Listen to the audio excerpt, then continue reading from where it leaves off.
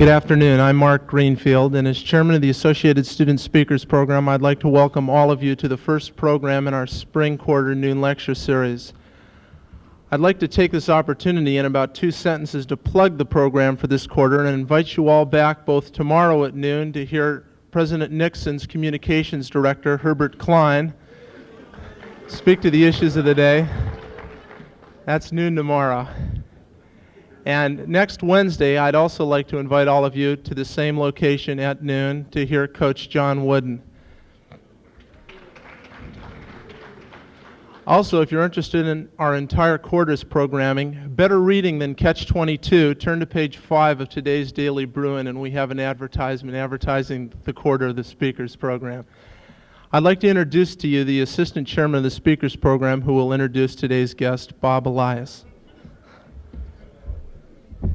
Thanks, Mark. I feel especially honored today to have been given the opportunity to introduce Joseph Heller, because once in a generation, a writer comes along who makes a difference.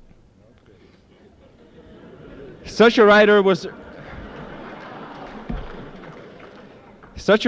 Ernest Hemingway. Such a writer is J.D. Salinger. And such a writer is also our speaker today, Joseph Heller, 38-year-old author of Catch-22, a triumph and a classic of a novel. That's what it says on the back. Since this was written, however, Mr. Heller has gotten a few years older. But I trust that the significance of Catch-22 will prove to be ageless.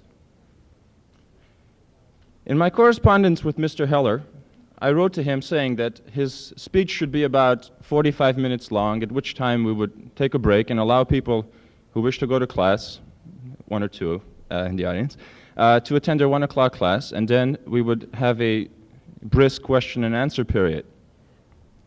A few days later, I received his reply in which he asked, "Must I really confine my speech to 45 minutes? I can make jokes about your governor for that long." I guess a few biographical notes are in order right now. Mr. Heller is a native New Yorker who graduated with Phi Beta Kappa honors from New York University and then received his MA from Columbia. He was awarded a Fulbright scholarship and studied at Oxford University in England. And during World War II, he flew 60 missions over Italy and France as a bombardier and probably loved every minute of it. He was all set to go home. He was all set to go home when Colonel Cathcart raised the missions to 70.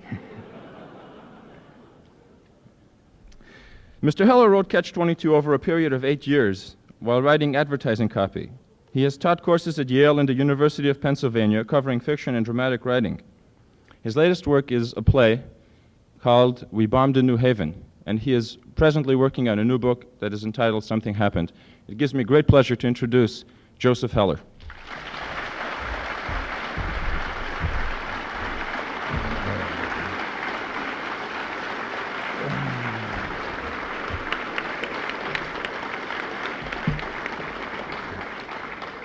Well, it finally happened. After about 12 attempts, I'm finally having a good time in Los Angeles. And I think I've discovered the secret. It's to have lunch at 11 o'clock with 2 double scotches and get good and drunk by noon. This is a very large crowd, and I'm pleased to see you here. It's a large enough crowd to make a rousing bloodbath. And I hope we don't turn militant. I don't know if any of you read the newspapers today, but your governor suggested that it was time for a bloodbath against militants, and then when questioned more closely about it, said he was just using the word bloodbath in a figurative sense. I wonder when it was ever used in less than a figurative sense. He must have thought that Genghis Khan actually did bathe in blood.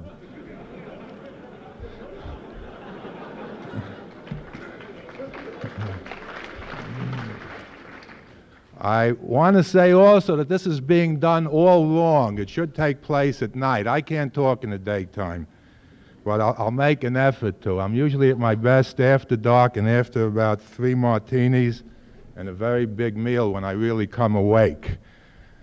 But if this is the way it must be, it must be. Also, that 45-minute limitation bothers me because they got me here 15 minutes late. I was told not to be dismayed if people start walking out at the end of 45 minutes because they have a 1 o'clock class. And I replied to them not to be dismayed if they began walking out at the end of 4 or 5 minutes. I was a little surprised that you have 1 o'clock classes and that people attend them. In fact, I'm a little surprised that colleges have classes at all anymore because nobody wants them. The students don't want them. Faculty certainly doesn't want them. They'd much rather spend their time finishing their scholarly papers or writing letters to other universities for better paying jobs. And all the administration wants is that you don't take over their offices and continue to let them go and come as they please. But if this is the way it has to be, it has to be. I'm glad I wrote Catch-22, and I'm glad I'm here under any conditions because I tried to come here once before and couldn't quite make it. I applied for admission here as a freshman in 1945 and was rejected. So it may not be the worst thing that ever happened to me.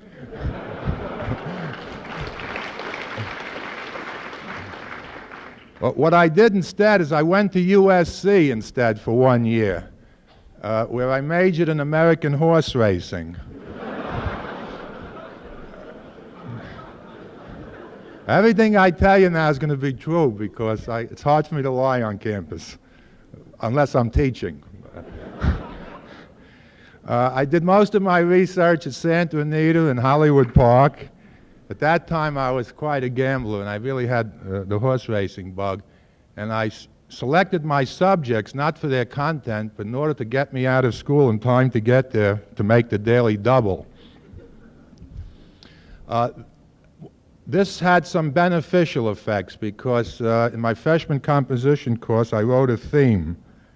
And the theme was called How to Make Money at the Racetrack, or How to Win Money at the Racetrack. And I got back an A+, and the comment was very funny, very clear. So I immediately erased that comment, which was in pencil, and mailed that theme out to Esquire magazine, which bought it and paid me $250, which I immediately took to the racetrack and lost. But several lessons came out of this experience. One of the more painful lessons was that 20-to-1 shots seldom win. And when they do win, it's apt to be a 20-to-1 shot other than the one that I've been betting on. Second one was more practical. I don't know whether it had more practical application to the field of culture, arts and letters, or finance. I figured out that if I could make $250 writing a freshman theme about horse races, I probably can do much better writing a novel called Catch-22 that Mike Nichols would make into a movie 10 years later, and probably get me invited to UCLA where I could finally have a chance to talk to people after all, and that seems to have worked. So I want to thank the committee for inviting me, and I want to thank you people for coming here to listen to me. I want to thank Hayakawa for letting me breathe. And above all, I want to thank that great actor and wonderful human being, Ronald Reagan. And this gives me an opportunity to put to rest, I hope, a rather vicious rumor that seems to be circulating in California. A rumor that's uncomplimentary both to me and your governor. And it has to do with the possible association between the governor and a character in Catch-22 called Lieutenant Scheisskopf.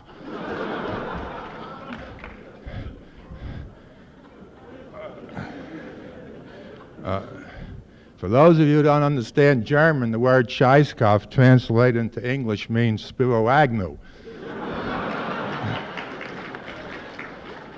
I want to point out that Catch-22 was written long before Governor Reagan had any political ambitions, and our political life is such that it's filled with other models that I could have used instead of him. and it was not necessary for me to draw my inspiration from him. And in his behalf, I want to state that any achievements he's accomplished in that respect, he's done on his own. Reagan is a self-made man, and I refuse to share any of the blame for him. I'm going to read to you today from two of my favorite novels, Catch-22 and my new one. But I'm also going to read a couple of newspaper clippings. And I want to start with a clipping from a story in the New York Times about dealing with 3 Poverty Corps workers who were arrested not long ago on charges of violating the county. They were arrested in Pikeville County, Kentucky, on charges of violating the county sedition laws. Now, this is an interesting story to me because I didn't know Pikeville County, Kentucky had its own sedition laws.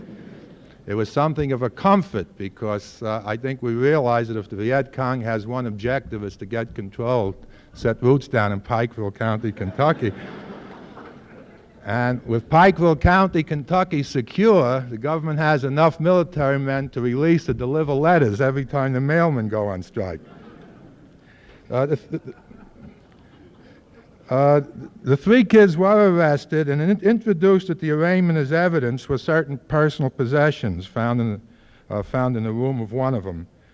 And among these possessions were books, and I quote, "The seized books included the essential works of Lenin, the poems of Chairman Mao, and Catch-22.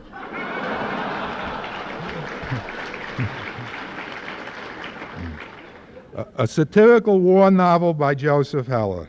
The charges were thrown out of court ultimately, so we were all safe for a while. What bothered me was not the company I found myself in, but the description of the work as a satirical anti-war novel.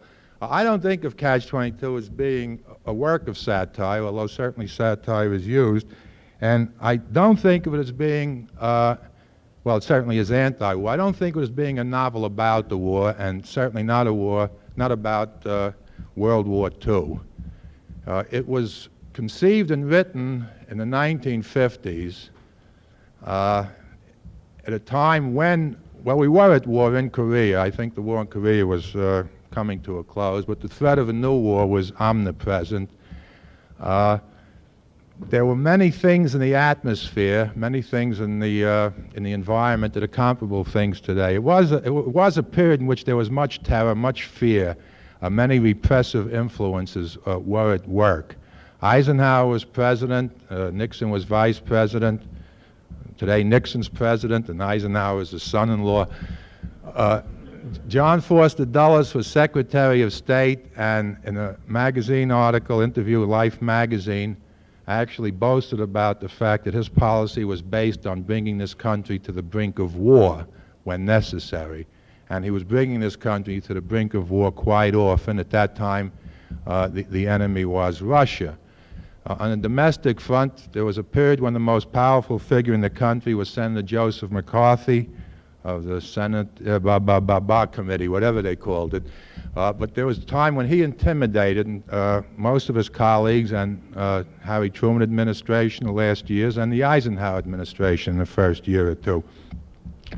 It was this period, it was my concern, my recognition, my awareness, my response to this time, which made up the elements and the feelings and sensations of Catch-22. It was a period when the loyalty oath first came into existence. In Catch-22, that is an anachronism. There was no question about loyalty oaths during World War II because Russia was on our side then, and we were on Russia's side. And I was teaching school then, teaching at Penn State College, and I taught 2 years there. The second year, I had to sign a loyalty oath or not get paid. And I signed the loyalty oath without even reading it because I wanted to get paid. And also, I really had no intentions of overthrowing the government by force because I was too lazy, and I'd rather let somebody else do it if it had to be done. I wrote the book, and I thought it was a kind of fantasy. The island of Pianosa is a symbolic place, the way Lilliputian is in Gulliver's Travels, and the characters are exaggerated, and fantasy and surrealism are used because at that time I was interested in writing. I'm not interested in protesting or writing a propaganda novel, but in creating a work of literature. And I chose that form because I had lost my excitement for realistic literature, and I wanted to write a symbolic, surrealistic, fantastic kind of novel, and thought I did.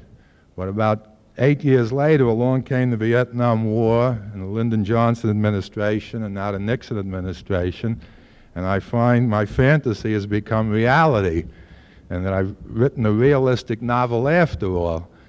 And I'm not too happy about it. I was asked at a press conference a couple of weeks ago if I were writing, if I had not written Catch-22, and if I were writing about the Vietnam War, would I handle it the same way? And I said no, I couldn't, because I don't find anything humorous or anything to make fun of in the present situation, and I would not write a novel like that about this war while it was going on. The work, as I said, was primarily intended as an endeavor to create a work of literature. By the time I started, I knew I was very slow as an author, and it might be the only work I would ever do. It was a part-time activity. I did have a series of jobs while I was writing it. Often I'm asked, I imagine I'm going to address a class later, and somebody will ask me, why did you write Catch-22? The question always surprises me because I think the answer is obvious, but then I realize it isn't obvious. I didn't write it as a protest statement or as a manifesto. Fiction is a poor way of influencing minds, of moving people to action. I wrote it because I wanted to be a writer. I've almost always wanted to be a writer. I took a rather long time getting around to becoming a writer. And I wanted to write the best novel I could at the time, and the best novel I could think of at the time was Catch-22, and that is why it was written. There were many literary influences to which I not only susceptible, but which I appropriated rather greedily. The strongest was, William Faulkner. If any of you have read Faulkner to any extent and read Catch-22, you'll recognize a number of similarities in the uses of time, particularly Faulkner's Absalom, and the kind of circular way information is given or withheld and ultimately supplied. A French novel, Céline's Journey to the End of the Night, was an immediate inspiration for me. It was referred to me by a student at Penn State. I'd never heard of Céline or the book, and I read it, and about 6 weeks later or 2 months later, my mind just broke open with ambition and ideas, and Catch-22 is very similar to Céline's work in many respects. And a work by Nabokov, Laughter in the Dark, which I liked very much at that time, and even a few early novels of Evil and War. If there was a smaller audience interested in writing, I could point out those resemblances, those technical applications. Coloring the book is, I suppose, my own neurotic, morbid nature, and an affection for certain neurotic, morbid writers in the past, like Dostoevsky particularly, and James Joyce. And then older influences, the influence of Shakespeare, who is my favorite author, I suppose, Shakespeare, primarily of those in the past. And the selections I'm going to read today from Catch-22, I'll try to connect them for you, but most of them do derive from some phrase, some statement in the works of another author, particularly more Shakespeare than anybody else, and if I remember, I'll relate it to it. The Catch-22 does deal with the Osarian bombardier, and he has a very simple wish. It's a wish some of you may have had at times too. He wants to live forever, or at least die trying. And his only mission each time he goes up is to come down alive. He's introduced in a chapter, he's introduced with a quotation or misquotation from a work of Shakespeare's, with which I'm sure some of you might be familiar. To die or not to die? That was the question. And Yossarian went crazy trying to answer it. That men would die in this war was a matter of necessity. Which men would die, though, was a matter of circumstance. And Yossarian was willing to be the victim of anything but circumstance. But that was war. Just about all he could find in its favor was that it paid well, and it liberated children from the bad influence of their parents. It's a line from Shakespeare's Twelfth Night that forms the heart of a paragraph introducing a second character in the novel, a squadron commander who's named Major, Major, Major. And Major, Major, Major was given this name by his father as a practical joke. And the day he went into the Army, he was promoted to the rank of Major by a faulty component in an IBM machine, which enabled me thereafter to refer to him as Major, Major, Major, Major, Major, Major, whenever we had to fill out a page. Major, Major, Major, Major had a difficult time from the start.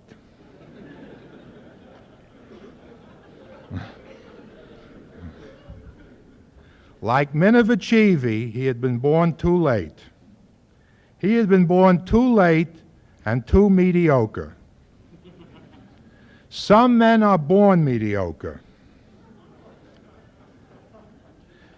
Some men achieve mediocrity.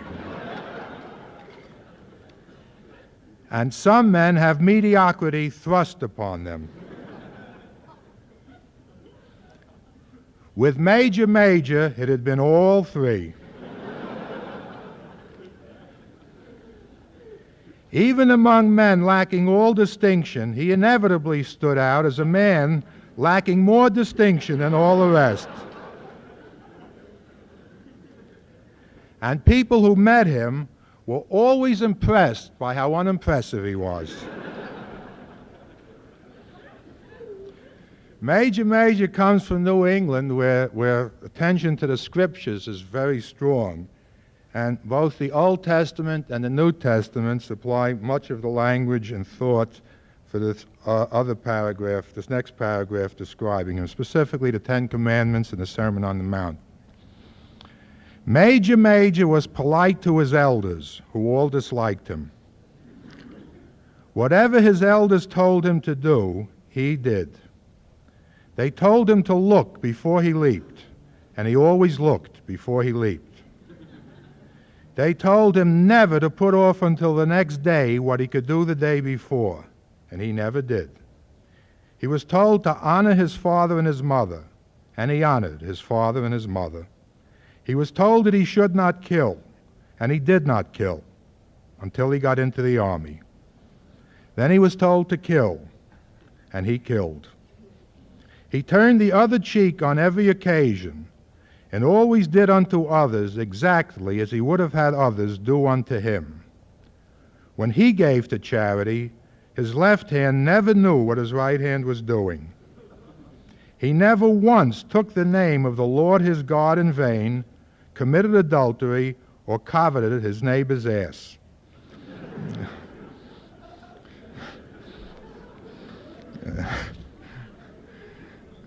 There's more than one filthy mind in this room. In fact, he loved his neighbor and never even bore false witness against him. Major Major's elders disliked him because he was such a flagrant nonconformist. It isn't long into the novel before these two characters meet in what today would be called a confrontation, when Yossarian goes to Major Major and tells him he doesn't want to fly any more combat missions. Why not, Major Major asked. I'm afraid, said Yossarian. Oh, that's nothing to be ashamed of, Major Major counseled him. We're all afraid. I'm not ashamed, Yossarian explained. I'm just afraid. That doesn't come from Shakespeare, right? But right from the heart. The idea... Can you get me a glass of The idea of stealing lines from other people's work and making them my own was not my own idea.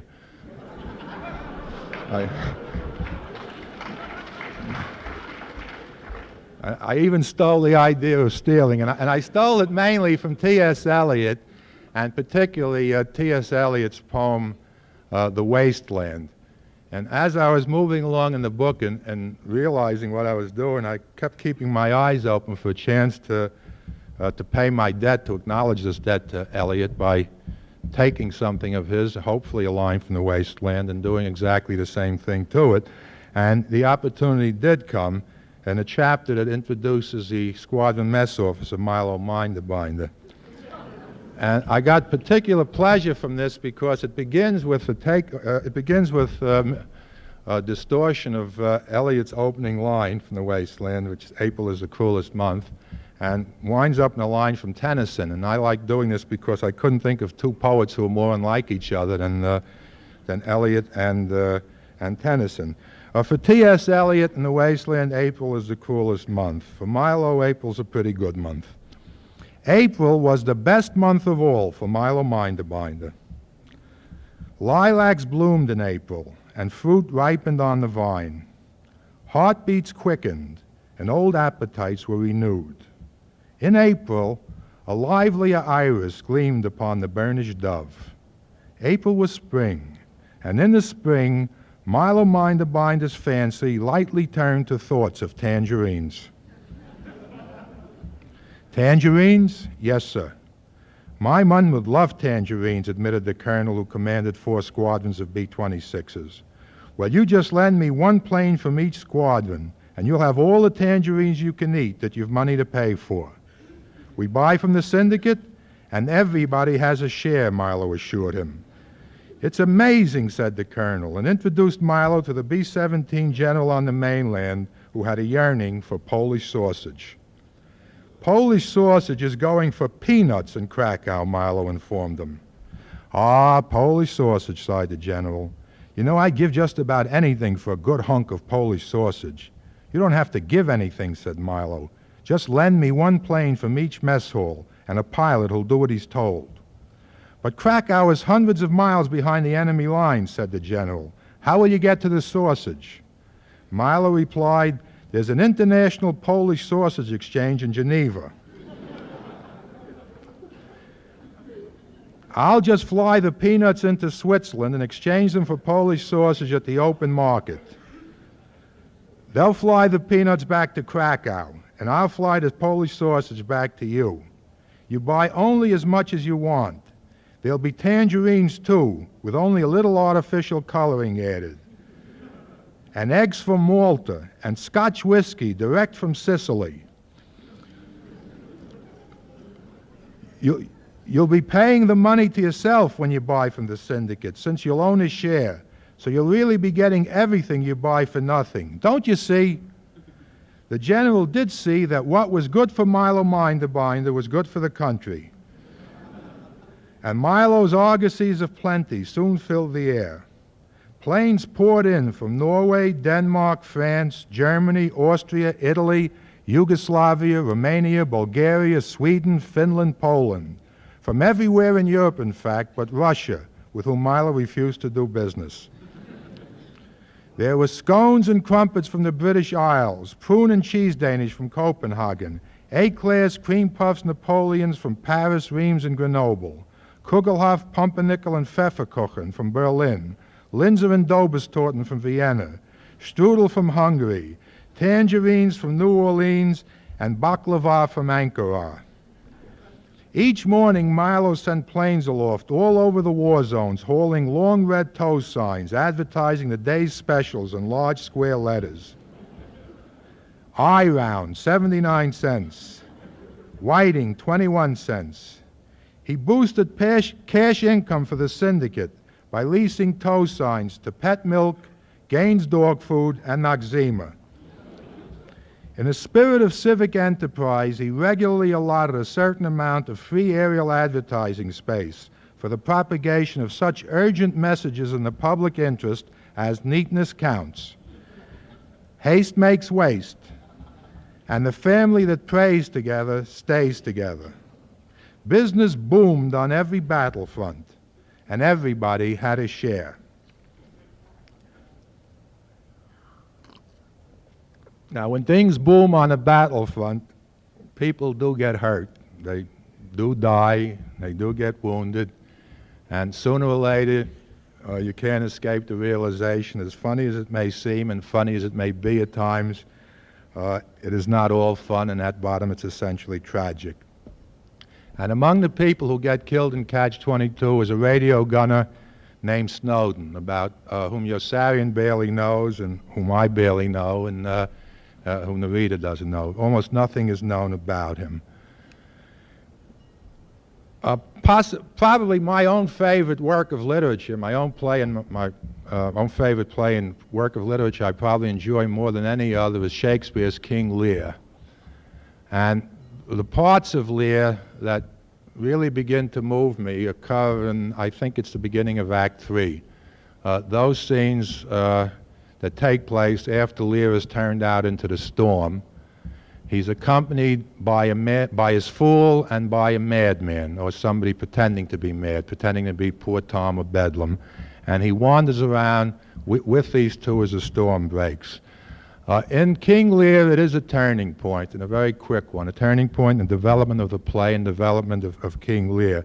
This very proud, rather cruel, conceited, domineering king of the first scene begins to develop in himself an identification, a sense of his identification with the rest of humanity. And what follows in the play contains, from my mind, the most powerful and bardic language in English literature. Lear is urged to seek shelter from the storm. He does so finally, but not out of concern for himself, but out of concern for the two people with him, the madman and the fool. And in these scenes, a certain symbolism is used, and that's the use of the image of cold or coldness related to death. It's a symbol that Shakespeare uses elsewhere in very Henry V, I think, Falstaff dies, and this description of death has to do with cold creeping up from his toes up to his legs and taking over his whole body. Several times he says, "Art cold, fool, art cold," asking his fool, "Are you cold?" And Tom of Bedlam keeps jabbering, "Tom's a cold, poor Tom's a cold." And Sean O'Casey's autobiography has a chapter entitled "Poor Tom's a Cold," describing a chapter in which his own brother is stricken with a heart attack and dies. And it would be unfair, it would be inaccurate to say that the chapter in the part I'm going to read now, or the part I'm going to read now, was derived from King Lear. It wasn't. But while I was writing it, I was reminded of this use of this symbolism, and very, very conscious of it. So much so that I felt it almost urgent to let those readers who would recognize it know that I knew it, so that toward the end of the passage, I take another line from Lear, well known to people who study Shakespeare, the line, "Ripeness is all." And I put it into a prose paragraph, putting it in just so you people would know that I knew that you knew that I was using something that Shakespeare had used in King Lear. Instead of a storm in a meadow, we have an airplane, a B-25, which is really a very small plane. And instead of a king, we have only poor Yossarian, who crawled into the rear section of the plane over the Bombay after Dobbs had beseeched him on the intercom to help the gunner, please help the gunner. Yossarian's stomach turned over when his eyes first beheld the macabre scene. He was absolutely revolted, and he paused in fright a few moments before descending, crouched on his hands and knees in a narrow tunnel over the Bombay beside the corrugated carton containing the first aid kit. Snowden was lying on his back on the floor with his legs stretched out, still burdened by his flak suit, his flak helmet, his parachute harness, and his Mae West. Not far away on the floor lay the small tail gunner in a dead faint. The wound Yossarian saw was in the outside of Snowden's thigh, as large and deep as a football, it seemed. It was impossible to tell where the shreds of his coveralls ended and the ragged flesh began. There was no morphine in the first aid kit, no protection for Snowden against pain, but the numbing shock of the gaping wound itself. The 12 syrettes of morphine had been stolen from their case and replaced by a cleanly lettered note that said, "What's good for Milo Minderbinder is good for the country." Yossarian swore at Milo. Quickly he began drawing a tourniquet around Snowden's thigh because he could not think what else to do in those first tumultuous moments when he knew he must act competently and feared he might go to pieces. Snowden watched him steadily, saying nothing. No artery was spurting, but Yossarian kept on because applying a tourniquet was something he did know how to do. He worked with simulated skill and composure, feeling Snowden's lackluster gaze resting upon him. He recovered possession of himself before the tourniquet was finished and loosened it immediately to lessen the danger of gangrene. His mind was clear now and he knew how to proceed. He rummaged through the first aid kit for scissors. "I'm cold," Snowden said softly. "I'm cold." "You're going to be all right, kid," Yossarian reassured him with a smile. "You're going to be all right." "I'm cold," Snowden said again, in a frail, childlike voice. "I'm cold." There, Yossarian said, because he did not know what else to say. There. Yossarian was frightened and moved more swiftly. He began cutting carefully through Snowden's coveralls high up above the wound, just below the groin. The tiny tail gunner woke up while Yossarian was cutting with the scissors, saw him, and fainted again. Snowden rolled his head to the other side of his neck in order to stare at Yossarian more directly. A dim sunken light glowed in his weak and listless eyes. Yossarian, puzzled, tried not to look at him. He cut downward through the coveralls along the inside seam until he reached the bottom and peeled open the severed leg of the garment. It fell to the floor with a plop. Yossarian was stunned at how waxen and ghastly Snowden's bare leg looked, how loathsome. The wound, he saw now, was not nearly as large as a football, but as long and wide as his hand. The raw muscles inside twitched like live hamburger meat. A long sigh of relief escaped slowly through Yossarian's mouth when he saw that Snowden was not in danger of dying. The blood was already coagulating inside the wound, and it was simply a matter of bandaging him up and keeping him calm until the plane landed. He removed some packets of sulfanilamide from the first aid kit. Snowden quivered when Yossarian turned him up slightly on his side. "Did I hurt you?" "I'm cold," Snowden whimpered. "I'm cold." There, Yossarian said. There. "It's starting to hurt me," Snowden cried out suddenly. Yossarian scrambled frantically through the first aid kit in search of morphine again, and found only Milo's note and a bottle of aspirin. He cursed Milo and held 2 aspirin tablets out to Snowden.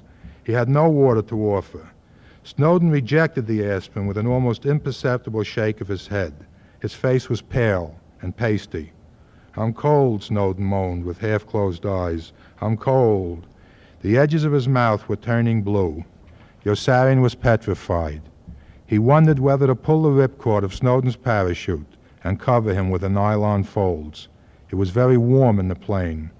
Glancing up unexpectedly, Snowden gave him a wan, cooperative smile and shifted the position of his hips a bit so that Yossarian could begin salting the wound with sulfanilamide. Yossarian poured envelope after envelope of the white crystalline powder into the bloody oval wound until nothing red could be seen. Quickly he covered the whole wound with a large cotton compress and jerked his hand away. Next he began binding the compress in place with a roll of gauze. Then he made the whole thing fast with a tidy square knot. It was a good bandage, he knew, and he sat back on his heels with pride, wiping the perspiration from his brow, and grinned at Snowden. "I'm cold," Snowden moaned. "I'm cold." "You're going to be all right, kid," Yossarian assured him, patting his arm comfortingly. "Everything's under control." Snowden shook his head feebly. "I'm cold," he repeated, with eyes as dull and blind as stone. "I'm cold." There, said Yossarian with growing doubt.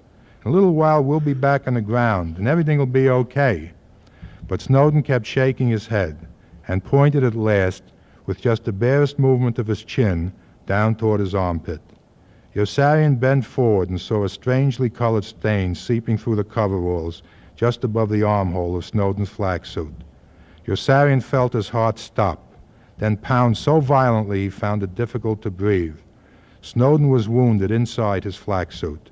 Yossarian ripped open the snaps of Snowden's flak suit and heard himself scream wildly as Snowden's insides slithered down to the floor in a soggy pile and just kept dripping out. A chunk of flak more than 3 inches big had shot into his other side, just underneath the arm, and blasted all the way through, drawing whole mottled quarts of Snowden along with it through the gigantic hole in his ribs it made as it blasted out. Yossarian screamed a second time and squeezed both his hands over his eyes. His teeth were chattering in horror. He forced himself to look again. Here was God's plenty, all right, he thought bitterly as he stared. Liver, lungs, kidneys, ribs, stomach, and bits of the stewed tomatoes Snowden had eaten that day for lunch. Yossarian hated stewed tomatoes and turned away dizzily and began to vomit, clutching his burning throat. The tail gunner woke up while Yossarian was vomiting, saw him, and fainted again. Yossarian was limp with exhaustion, pain, and despair when he finished. He turned back weakly to Snowden, whose breath had grown softer and more rapid, and whose face had grown paler. All this time he had been treating Snowden for the wrong wound. He wondered how in the world to begin to save him now. "I'm cold," Snowden whimpered. "I'm cold." There, Yossarian mumbled mechanically in a voice too low to be heard. There. Yossarian was cold too, and shivering uncontrollably. He felt goose pimples clacking all over him as he gazed down despondently at the grim secret Snowden had spilled all over the messy floor. It was easy to read the message in his entrails. Man was matter. That was Snowden's secret. Drop him out a window and he'll fall. Set fire to him and he'll burn. Bury him and he'll rot like other kinds of garbage. The spirit gone, man is garbage. That was Snowden's secret. Ripeness was all. "I'm cold," Snowden said. "I'm cold." There, said Yossarian. There. He pulled the ripcord of Snowden's parachute and covered his body with the white nylon sheets. "I'm cold." There.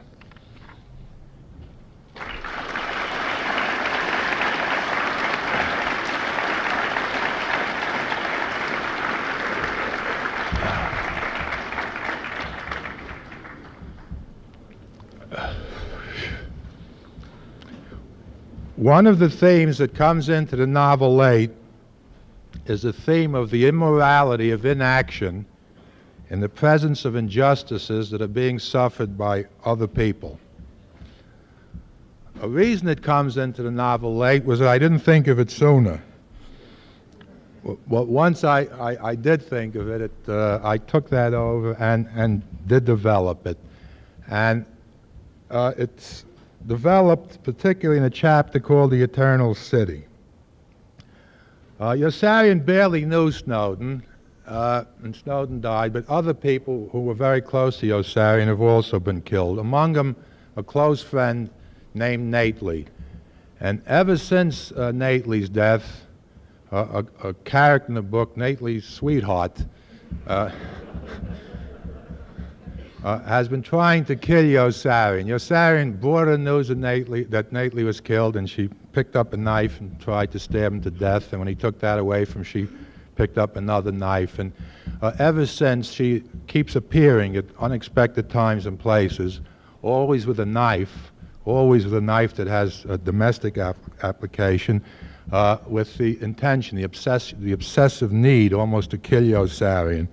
At the beginning, he does not understand why she blames him, why she holds him responsible for it. And then he does come to understand why and begins to accept the responsibility. Guilt is stirred within him. He begins to accept the responsibility for Nately's death, Snowden's death, the death of other people he knew, and then even for the misery and pain and injustice suffered by all humanity. And the reason is this, that although he himself has done nothing to help cause Nately's death or Snowden's death, he has done nothing to help avert them. And he is willing, at least by the end of the book, he is willing to accept responsibility, the responsibility of inaction. In this In this passage, Yossarian has been taken to a police station by Milo, who wants to help Yossarian find Nately's whore. Nately's girlfriend's name is Nately's whore. Kid says to Milo hears that there's vast profits to be made in tobacco smuggling and immediately forgets his purpose and abandons Yossarian there. And Yossarian walks from the police station back toward the apartment, and he begins encountering one scene of brutality after another taking place virtually in public. Each one appalls him, disgusts him, revolts him, and at times he wonders why somebody doesn't do something to intervene because there are other people around. He misses the point at first that he himself is there also, and he himself is doing nothing to intervene. And by the end of this passage, a feeling of guilt is stirred within him, and he begins hastening away as though running away from some kind of punishment he deserves. The mood of this chapter, in my mind, was very much the mood of Dostoevsky. The theme is very much the theme of, well, I would say Dostoevsky's Crime and Punishment, because these are crimes that are taking place for which no punishment is given out and no punishment will be given out. And that will explain, for those of you who notice it, the reference to Raskolnikov that does appear once in this passage I read it. So I was very much aware of one of Dostoevsky's street scenes. Yossarian walked out of the police station and down the stairs into the dark, tomb-like street. There was no sign of Milo outside. There were no lights in any of the windows. The deserted sidewalk rose steeply for several blocks. He could see the glare of a broad avenue at the top of the long cobblestone incline. The police station was almost at the bottom. The yellow bulbs at the entrance sizzled in the dampness like wet torches. A frigid fine rain was falling. He began walking slowly, pushing uphill.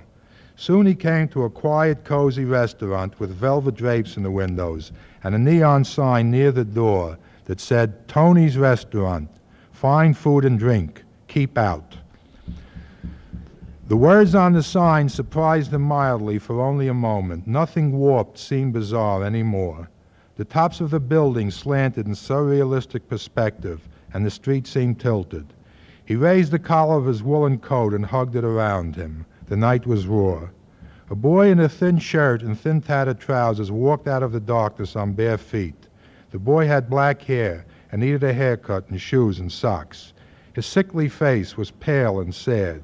His feet made soft sounds in the rain puddles on the wet pavements as he passed, and Yossarian was moved by such intense pity for his poverty that he wanted to smash his pale, sad, sickly face with his fist and knock him out of existence, because he brought to mind all the pale, sad, sickly children in Italy that same night who needed haircuts and needed shoes and socks. He made Yossarian think of cold and hungry men and women, and of all the dumb, passive, devout mothers with catatonic eyes nursing infants outdoors that same night, with chilled animal udders bared insensibly to that same raw rain. Cows. Almost on cue, a nursing mother padded past, holding an infant in black rags, and Yossarian wanted to smash her too, because she reminded him of the barefoot boy in the thin shirt and thin tattered trousers, and of all the shivering, stupefying misery in a world that never yet had provided enough heat and food and justice for all but an ingenious and unscrupulous handful. What a lousy earth. He wondered how many people were destitute that same night, even in his own prosperous country. How many homes were shanties, how many husbands were drunk and wives socked, and how many children were bullied, abused, or abandoned. How many families hungered for food they couldn't afford to buy. How many hearts were broken. How many winners were losers, successes failures, rich men, poor men. How many wise guys were really stupid. How many happy endings were unhappy endings. How many honest men were liars, brave men cowards, loyal men traitors. How many sainted men were corrupt. How many people in positions of trust had sold their souls for petty cash. How many straight and narrow paths were really crooked paths. How many best families were worst families, and how many good people were bad people. When you added them all up and then subtracted, you might be left with only the children, perhaps an old violinist or sculptor somewhere. Yossarian walked in lonely torture, feeling estranged, and could not wipe from his mind the excruciating image of the barefoot boy with sickly cheeks until he turned the corner of the avenue and came upon an Allied soldier having convulsions on the ground. 6 other soldiers from different countries wrestled with different parts of him. He yelped and groaned unintelligibly through clenched teeth, his eyes rolled up into his head. "Don't let him bite his tongue off," a short sergeant near Yossarian advised, and a 7th man threw himself in the fray to wrestle with the ill lieutenant's face. A jeep raced up with a flashing red spotlight at the side and 2 military policemen in the front seat. Yossarian recalled that he had no leave papers and moved past the strange group toward the sound of muffled voices emanating from a distance inside the murky darkness ahead. The broad rain-blotched boulevard was illuminated every half block by short curling lampposts with eerie shimmering glares surrounded by smoky brown mist. From a window overhead he heard an unhappy female voice pleading, "Please don't, please don't." A despondent young woman in a black raincoat passed with her eyes lowered.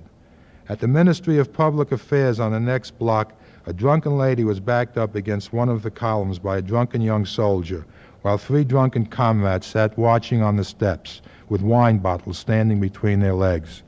"Please don't," begged the drunken lady. "I want to go home now. Please don't." One of the 3 men cursed pugnaciously and hurled a wine bottle down at Yossarian when he stopped to look up. The bottle shattered harmlessly far away with a muted noise. Yossarian walked away at the same listless, unhurried pace, hands buried in his pockets. "Come on, baby," he heard the drunken soldier urge determinedly. "It's my turn now." "Please don't," begged the drunken lady. "Please don't." At the very next corner, a man was beating a dog with a stick, like the man who was beating the horse with a whip in Raskolnikov's dream. Yossarian strained helplessly not to see or hear. The dog whimpered and squealed in brute, dumbfounded hysteria at the end of an old manila rope, and groveled and crawled on its belly without resisting.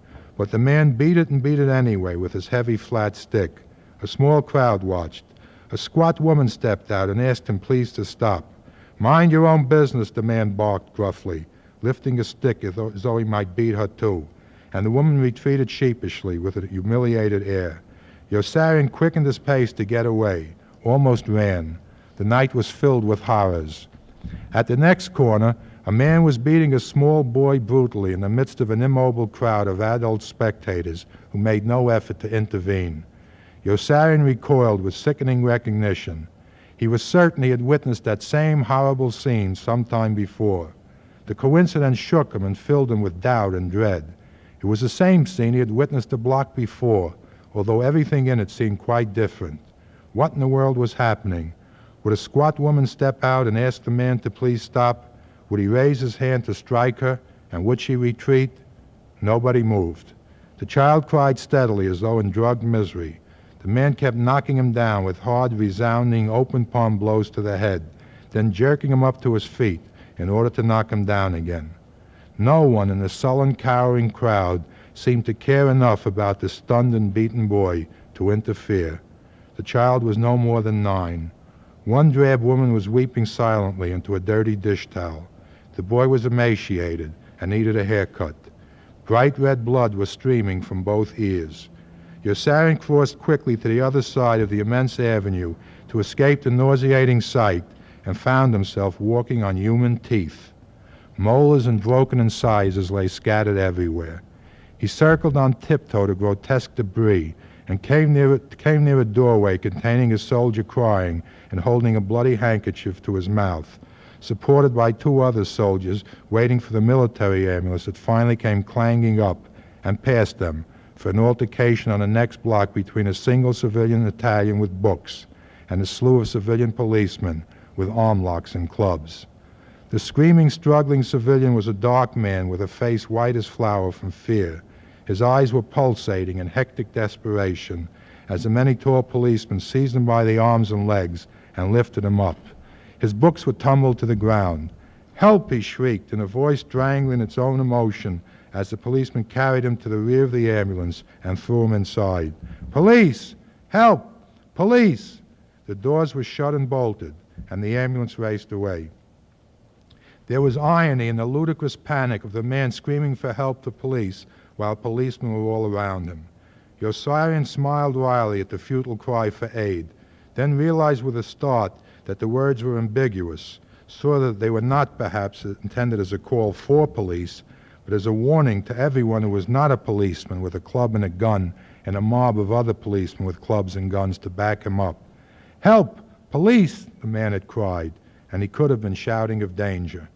Yossarian responded to the thought by slipping away from the police and almost tripped over the feet of a burly woman of 40 hastening across the intersection guiltily, darting furtive, vindictive glances behind her toward a woman of 80 with thick bandaged ankles darting after her in a losing pursuit.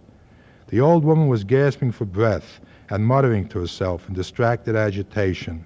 There was no mistaking the scene. It was a chase.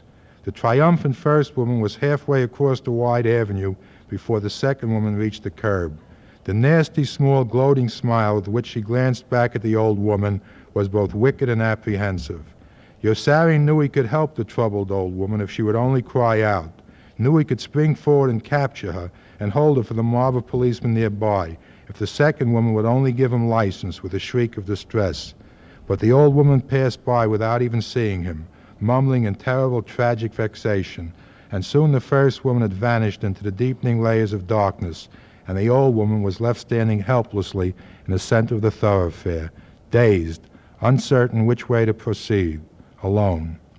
Yossarian tore his eyes from her and hurried away in shame because he had done nothing to help her. He darted furtive, guilty glances back as he fled in defeat, afraid the old woman might now start following him, and he welcomed the concealing shelter of the drizzling, drifting, lightless, nearly opaque gloom. Mobs, he thought, mobs with clubs and guns were in control everywhere.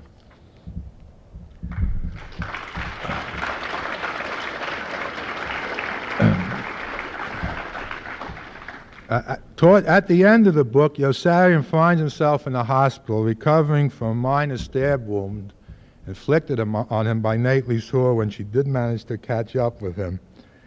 And he has to come to some decision as to what to do. Coincidentally, his options correspond almost on a one-to-one basis with the choices available to a young man today who finds himself vulnerable to the draft and who opposes the war in Vietnam or even opposes the idea of compulsory military service. He can obey orders, do what he's told, obey the law, which means he'll go back to combat duty, continue flying missions which seem to have no end, and run the risk of being killed eventually. He can disobey orders and stay where he is, in which case he will be arrested, he will be court-martialed, he will be found guilty, and he will be sentenced to prison. And this is a prospect, well, this is an experience which many Americans are suffering today. It's a prospect which doesn't attract him any more than the first. He is in a position to manipulate his environment because he has been given an opportunity by the two colonels to join with them in an agreement which they all agree is an odious and deceitful agreement. At the time the proposal was made, he accepted it, but now on reflection, he finds that he can't do it because something has happened to him. For much of the novel, Yossarian has been under the idea that all he wanted to do was live, to come out of war alive. Now when the opportunity is presented to him, he discovers he can't take it, and he can't take it because the realization has come to him that life alone isn't valuable, but life must have a certain moral value, have a certain moral quality for him, and he is as reluctant to participate in the death of his moral self. He is reluctant to, and that doesn't seem appealing to him either. The fourth alternative is flight, which is a repudiation of the established authority, a rejection of his environment, of the society, and almost a declaration of war, a personal war, a war by an individual against his environment. He comes to the decision after a series of discussions with the chaplain and Major Danby, a sympathetic major, and he makes his decision in the closing pages of the book. "Where are you going?" Major Danby asked. "What are you going to do?" "I'm going to run away," Yossarian announced in an exuberant, clear voice, already tearing open the buttons of his pajama tops. "Oh, no," Major Danby groaned and began patting his perspiring face rapidly with the bare palms of both hands. "You can't run away. Where can you run to? Where can you go?" "To Sweden," Yossarian said. "To Sweden? You'll never get there." "I can get to Rome, though, if you keep your mouth shut and let me get away." "They'll find you," Major Danby argued desperately, "and bring you back here and punish you." "They'll have to try like hell to catch me," said Yossarian. "They will try like hell," said Major Danby. "And even if they don't find you, what kind of way is that to live? You'll always be alone. You'll always live in danger." "I live that way now," said Yossarian. "You just can't turn your back on all your responsibilities and run away from them," Major Danby insisted. "It's such a negative move. It's escapist." Yossarian laughed and shook his head. "I'm not running away from my responsibilities. I'm running to them. There's nothing negative about running away to save my life. You know who the escapists are, don't you, Danby?" "Oh, no, not me." "Chaplain, please talk to him, will you? He's deserting. He wants to run away to Sweden." "Wonderful," cheered the chaplain, throwing on a bed a pillowcase full of Yossarian's clothing. "Run away to Sweden, Yossarian, and I'll stay here and persevere. Yes, I'll persevere. I'll stay here." "Chaplain, will you please shut up?" Major Danby entreated politely. "Yossarian, listen, you'll never make it. It's impossible. It's almost a geographical impossibility to get to Sweden from here." "Oh, hell, Danby, I know that," said Yossarian, "but at least I'll be trying. It's insane. Your conscience will never let you rest." "God bless it," laughed Yossarian. "I wouldn't want to live in this world without strong misgivings."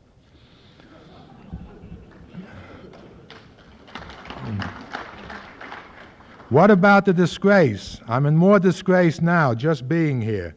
Yossarian tied a hard knot in the second shoelace and sprang to his feet. "Well, Danby, I'm ready. You going to stop me?" Danby hesitated a moment longer. "No, of course not," he blurted out, and suddenly was waving both arms toward the door. "Go, for God's sakes, and hurry. Do you need any money? I've got money. Well, here's some more." With fervent, excited enthusiasm, Major Danby pressed a thick wad of Italian currency on Yossarian and clasped his hand in both his own, as much to still his own trembling fingers as to give encouragement to Yossarian. "Goodbye, Yossarian. How do you feel?" "Fine." "No, I'm scared." "That's good," said Danby. "It proves you're still alive." "It won't be fun." Yossarian started to the door. "Yes, it will." "I mean it, Yossarian. You'll have to keep on your toes every minute of every day. They'll bend heaven and earth to catch you." "I'll keep on my toes every minute," Yossarian promised. "You'll have to jump," warned Major Danby. "I'll jump." "Jump!" Major Danby cried. Yossarian jumped. Nately's whore was hiding just outside the door. The knife came down, missing him by inches, and he took off. And as far as... As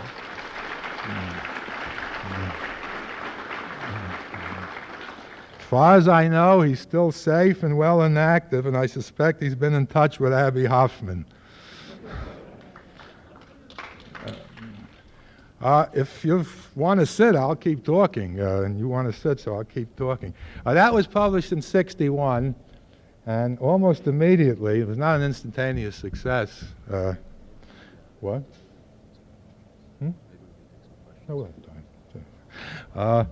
People began to ask me when I was going to finish my second novel, and they were asking the wrong question. They should have been asking when I was going to start it. Took about 3 years before I got an idea for another novel, and then I did start it, and I am working on it. I was distracted by a play and a few other things, but now I'm back to it, and if I can resist temptation, that's all I'll work on for the next year anyway. It's a much different novel than Catch-22 in every respect, the use of language, the subject matter, the mood. And yet it deals essentially with the same conflict, and that is the individual against his environment, the individual in relation to authority. At the end of Catch-22, Yossarian rejects it and contests the authority. In this novel, the protagonist will come to a different decision. The environment is over-controlled, over-disciplined, over-regimented, and the prose style intends to show it. The environment, the situation is discussed in the second book of the novel, or second section, which has the title of The Company, and I'll read a few paragraphs from that section now. The Company. In the office in which I work, there are 5 people of whom I am afraid. Each of these 5 people is afraid of 4 people, for a total of 20. And each of these 20 people is afraid of 6 people, making a total of 120 people on this echelon who are feared by at least one person on the echelon below.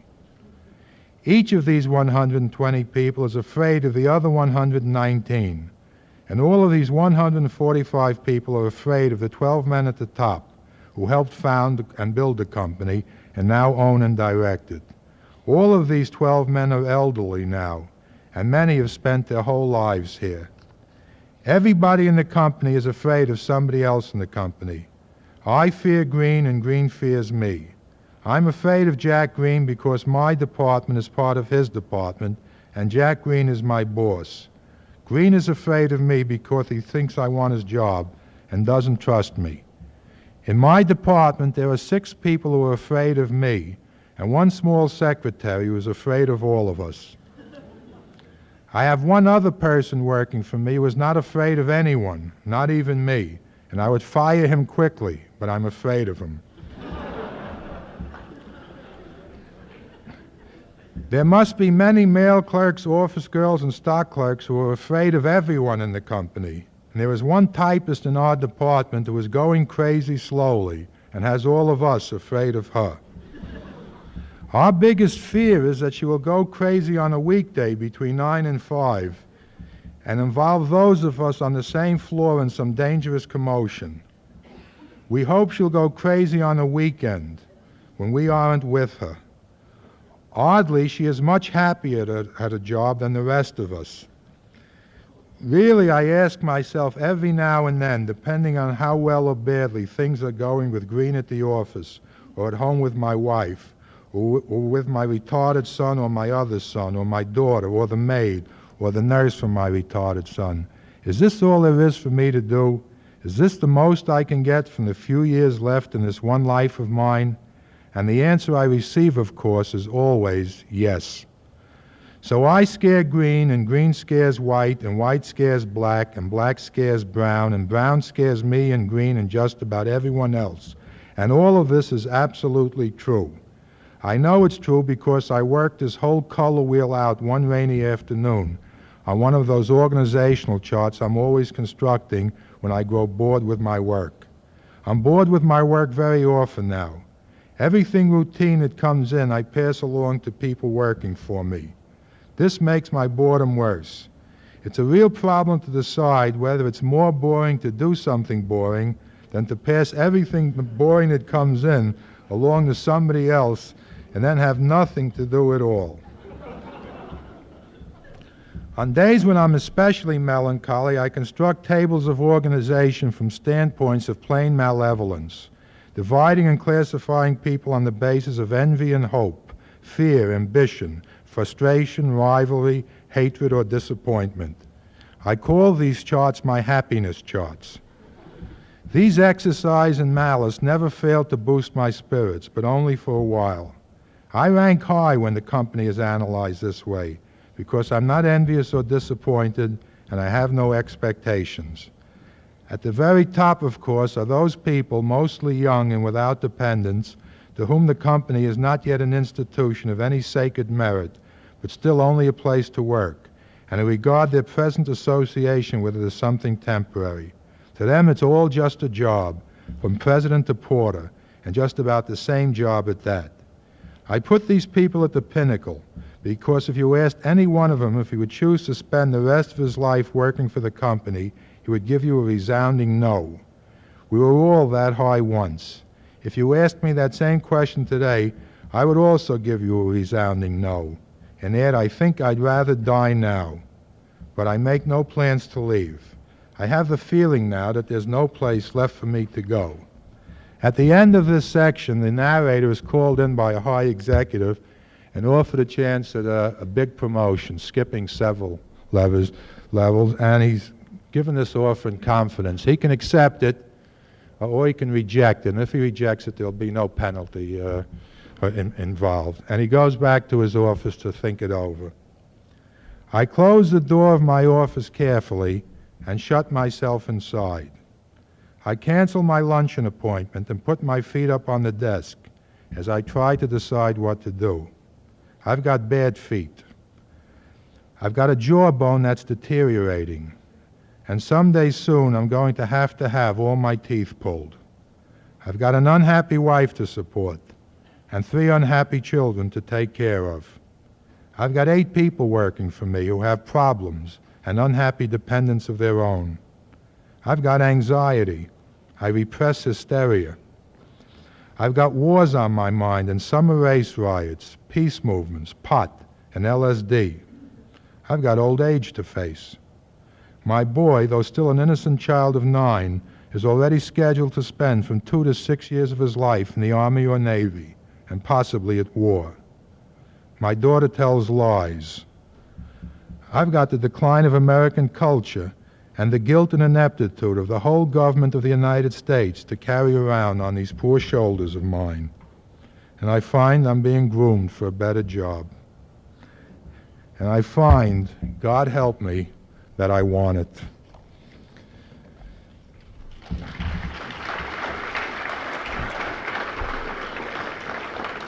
I want to read one more thing to you which isn't mine, but I think should have been mine, and I think might have been inspired by Catch-22, not the writing, but the passage itself. It's an exclusive interview that a reporter from the Los Angeles Times got with an American GI who was in the process of deserting from the Army and running away to, of all places, Sweden. And the interview is taking place in the park just outside of Washington. The soldier's name is Ashley. Ashley said he made known right away he was against the war. When I took a test for officer training, I drew peace symbols on the test paper. I flunked, of course. I refused to do bayonet practice against another soldier. I told them I couldn't kill another person, and they thought I was kidding. Ashley said he talked to his commander about applying for conscientious objector status and was told it would be fruitless. He was assigned to Fort Benjamin Harrison as a finance clerk trainee. But I got kicked out right away. I thought if I took an overdose of sleeping pills, they would let me out of the Army. So I did. But they took me to the hospital and pumped out my stomach. When they asked me why I did it, I said, I'm sick of living, sick of the Army. The psychiatrist said, that's a normal reaction, and put me back on duty.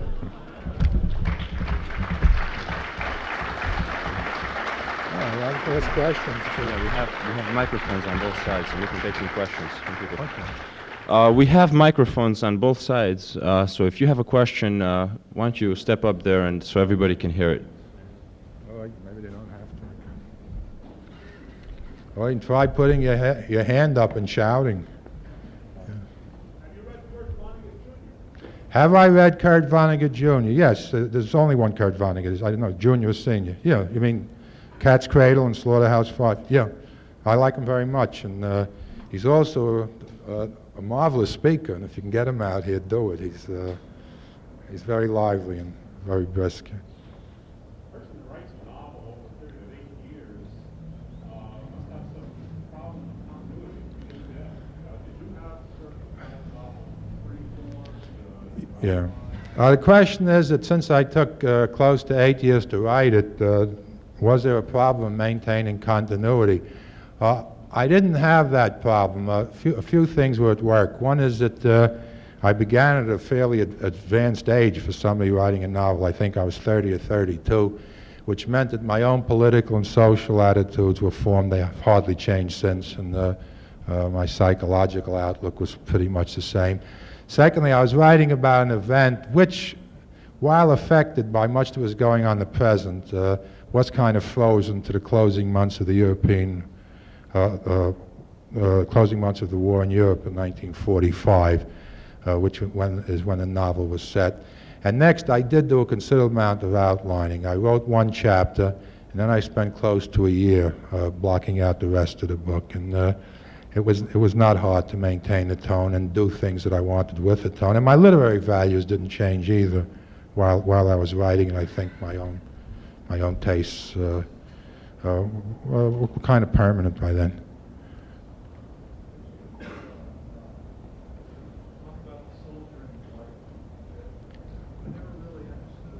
Well, I'm asked, will I talk about the soldier in white a bit, and the person never understood what happened to him at the end of the book. Well, in all candor, I must say that I don't know what happened to him at the end of the book either, except that he was disappeared and rolled away, which is apparently what happened to Dunbar, who was also disappeared. People disappear throughout the book, literally or in a figurative sense. Clevenger flies into a cloud and never comes out. Major turns himself into a recluse. The soldier in white, well, we discussed him. The dead man in Yosaria's tent disappeared before he even got there. It's, I think, different degrees of, I'm working with the idea of death throughout the book. It's, I guess I'm kind of interested in death. I don't like it. It worries me. And I think the soldier in white, in my mind, I didn't think so at the time I was writing it, it was just something intuitive about it, is as close to death as somebody can come without being dead, if he's there at all. There are other symbolic things I can give you for him, but they're really not important, and it changes from use to use. He's also, in one sense, he represents a mechanical view of man as he fits into the chemical nature of the universe, as just being one step in the process of taking in organic material and digesting it and then excreting it after it's been processed. There are many times when the symbol changes, but he's mainly, and I mean, I knew it, to me he was just there as something morbid, a morbid representation of a human being who's been so badly damaged that he might as well not be inside the bandages.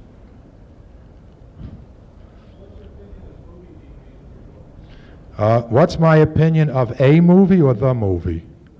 Of the movie being made? Well, I've had nothing to do with the movie, so I guess I can be objective about it. I haven't seen it. I am in touch with people who have made it, many of the actors, and I had lunch with Mike Nichols yesterday. And for several months now, I've been hearing from people who have seen rough cuts of the scenes, and the opinion seems to be now that it's going to be a truly superior movie and perhaps one of the best movies ever made, for which I'm happy to take whatever credit people will give me. One thing you have to guard against, I mean, I keep telling people this, and I told Nichols this and others, that you mustn't expect to find the whole book on the screen. It would make a lousy movie. If somebody were going to be absolutely faithful to this novel or any novel, in transposing it from a literary form to a visual form, you would have a dull documentary film. And I know that if I had set out to write a movie script rather than a novel of Catch-22, it would be vastly different.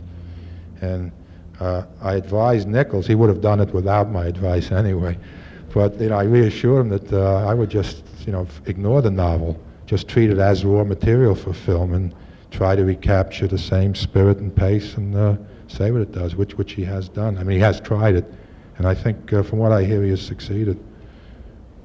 Yeah.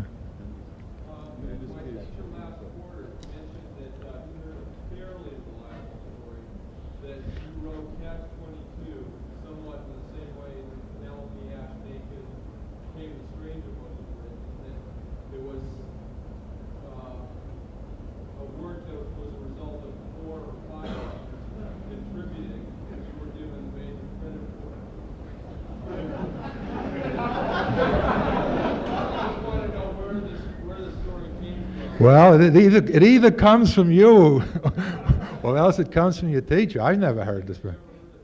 No, I've never heard it before, no. Did he mention who the other authors were? What's the teacher's name?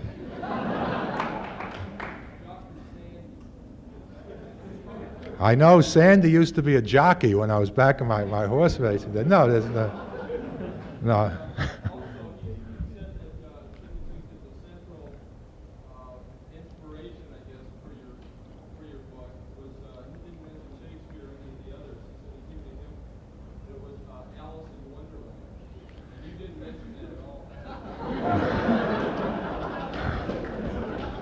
There's much of Alice in Wonderland, and it just as there's much of Jonathan Swift. I wouldn't call it the central inspiration. I've never read Alice in Wonderland, but you don't have to read works to know what they're about. I've read enough excerpts, enough allusions to them.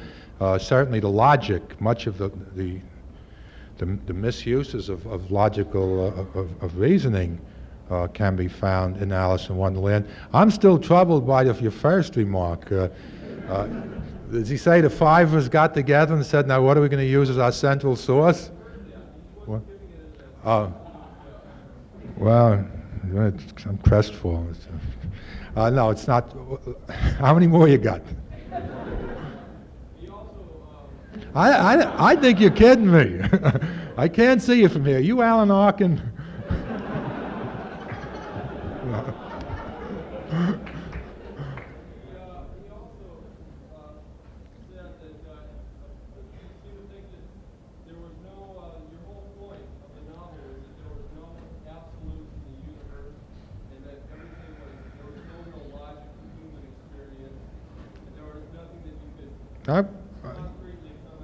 Well, I would say that's part of what it's much of what Catch-22 wants to depict.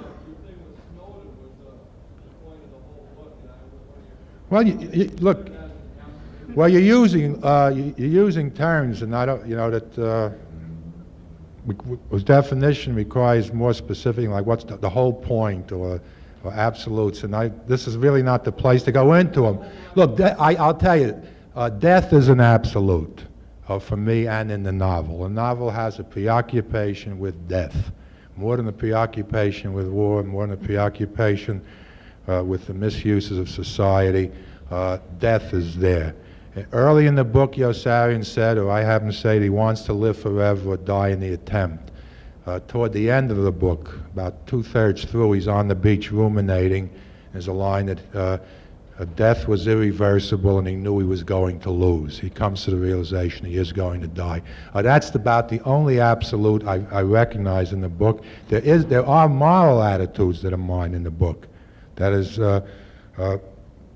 ridiculing people who are stupid or deceitful or dishonest implies that I recognize the opposite value. I would not maintain their moral absolutes, though. Okay.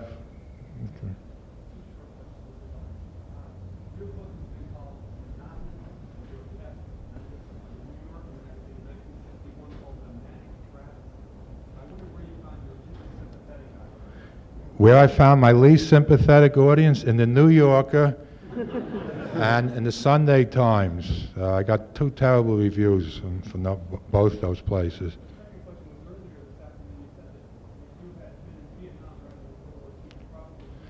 No, I didn't mean to say that. I said if I were asked would I write Catch-22 about the Vietnam War now, I said no. If I were going to write a book about the Vietnam War, it would not be humorous.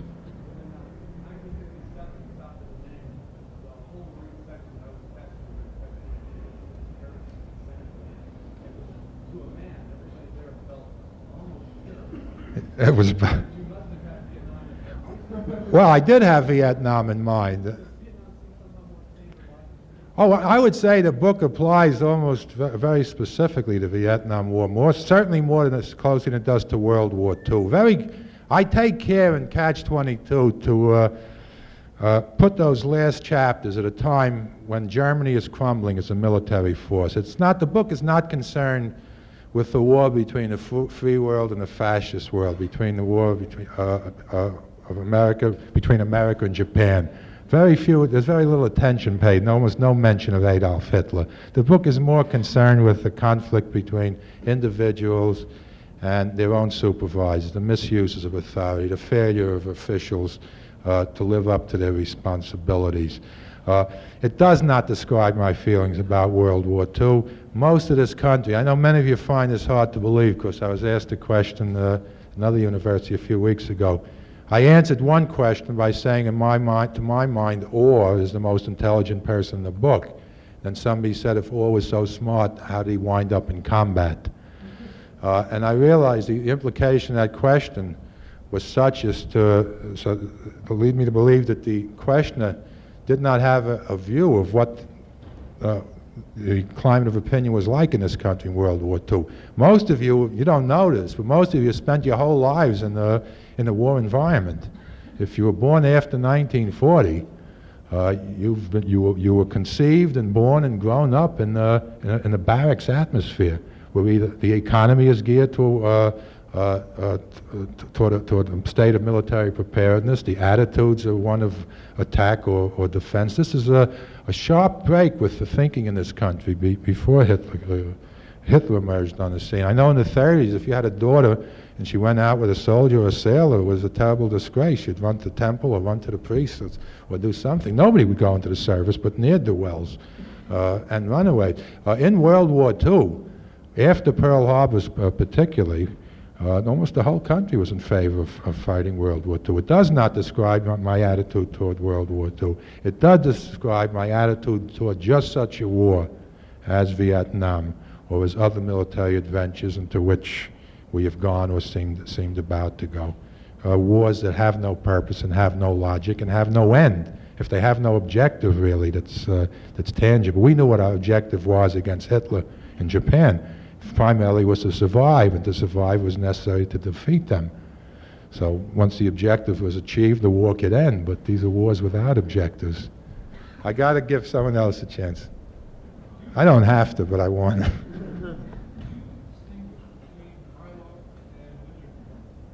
The question is, will I distinguish between Milo and Wintergreen?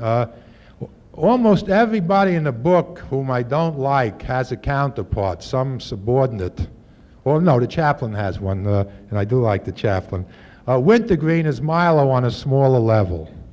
And not only does he want to be Milo, but he takes some kind of pleasure in being a nuisance to Milo and competing with him and making uncomplimentary remarks about him. But he's exactly the same kind of person. He, on a functional level, Yossarian does not run away until he has exhausted all legal means of appeal. Now, this is something which I wish I had emphasized more strongly in writing it, because people who read it tend to accept Yossarian's own evaluation of himself. He thinks of himself as a rebel, but he doesn't rebel until the very end of the book. And what he does do is he does go through channels, as one is supposed to do. He goes to a squadron commander who says, I can't help you. He goes to his flight surgeon who says, I won't help you because I might get in trouble. He goes to the chaplain who tries to help and then realizes he can't. And then he goes to people, friends of his, who have influence. He goes to Milo and he goes to Wintergreen. Each of these are in a position where they can do certain things illicitly, but effective, and they refuse to help him also. On a functional level, Wintergreen is part of that structure, who is interested only in himself and not concerned with saving Yossarian's life. But he is a smaller version of Milo.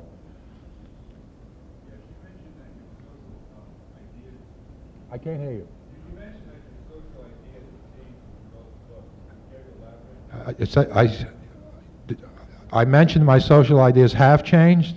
No, I said they've barely changed since I wrote the book. They haven't changed. They didn't change while I was writing it. There have been differences in degree since I was writing. I have much less respect for law now than I have when I was writing the novel, for example. But that was not a problem then. Now I think we're coming to a point where the question is coming up in many of these conflicts whether law is legal or whether laws deserve to be obeyed. I mean, this is it's not often framed this way, but this is a question that's coming out of the Chicago trial. It's a question that's coming out of the Black Panther trial in New York.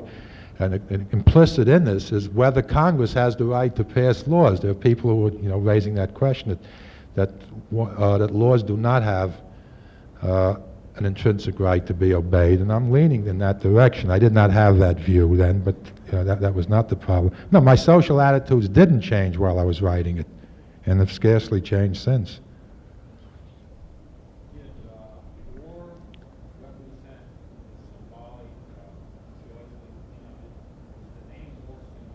No, the name war was one of these unconscious things. I'm convinced there is an unconscious process. The question was, does or represent some type of symbol, and was the name or ORR, selected to be a homonym of OAR, which he uses to escape. No, that was an unconscious process. I was not even aware of it until I was asked a question once, the same question. Orr's choice of name was not... No. Orr's name was just a name chosen before I really knew who he was or what he was going to do. But, again, I'm convinced there is an unconscious intuitive process at work in writing, which if it's working well, it just does enrich things that the person himself may not even be aware of. More than that, and do you have some criterion for using a funny name for a character besides your obvious lack of sympathy for that character? I didn't have a criterion for using funny names. I know that I wanted to present the book in the opening chapters. My opening chapters were talking about perhaps the first 120 pages. I wanted to suggest an atmosphere that's disorganized, confused, violent, bizarre, grotesque. And the use of names were chosen on an individual basis to help contribute to that atmosphere. Most of the names that were chosen are funny names, or at least funny in the sense that they are strange names. And I try to choose names just to complement the effect, or to help me achieve the effect I want to, of an unreal, a dreamlike, fantastic environment. Very few of the names were chosen. I can't think of any that was chosen for their specific meaning except Shaiskopf. And at the moment, I can't think of any others that have a specific meaning. Is there any significance to Yossarian's name? No, except that I wanted Yossarian's name and I wanted his ethnic, whatchamacallit, being Assyrian, to suggest a person who was destined to be alienated, who would never be wholly a part of his own surroundings. I can't hear you.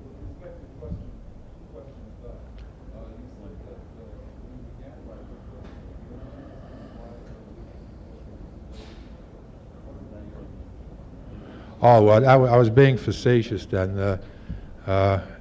What's the question 2 questions back? The what?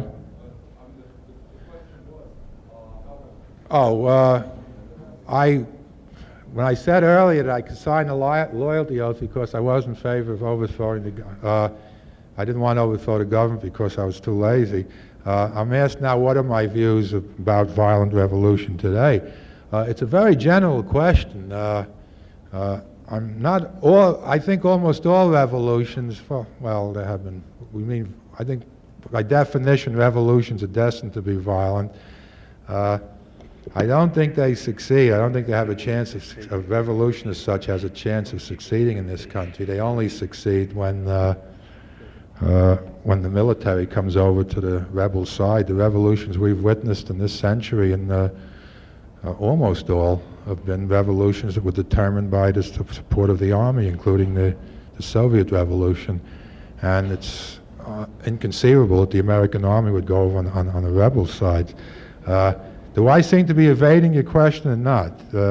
Well, I would think very seriously about discouraging anybody I knew or liked from trying to organize a violent revolution. And there were several reasons why I would think so, but assuming I agreed with him on everything. Now, the chances are I might agree with him on all his objections to the present establishment, the way things work at present. It's probably very doubtful I would agree with him on what he would want to replace it with.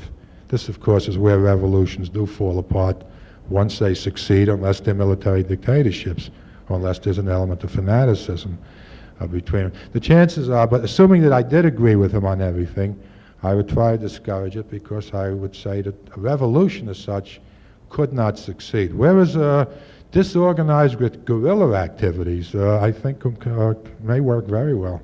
And I hate to say this because I know I'm going to be quoted and then arrested, but along with some friends of mine, one of them who is a banker in New York, I was tickled pink when I read about the bank in Santa Barbara being burned down. It was a very amusing joke to me. And I think only the hardest of hearts didn't rejoice a little when they read it.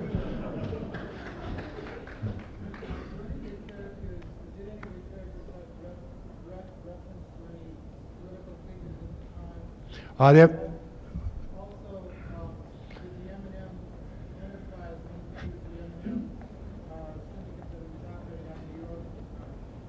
what is the M&M syndicate in New York?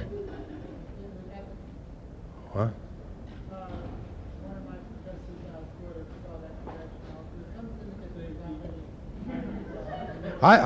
I think you had some kook here who got a job on submitting somebody else's name and credentials and put you on for a year. Well, the answer is no. As far as I know, does he mean M&M? Is he referring to the mafia, or what M&M syndicate in New York? I haven't heard of it. Some of you want to go, so go ahead. If a few of you want to hang around and come and ask questions, I'll answer them here until I have to go.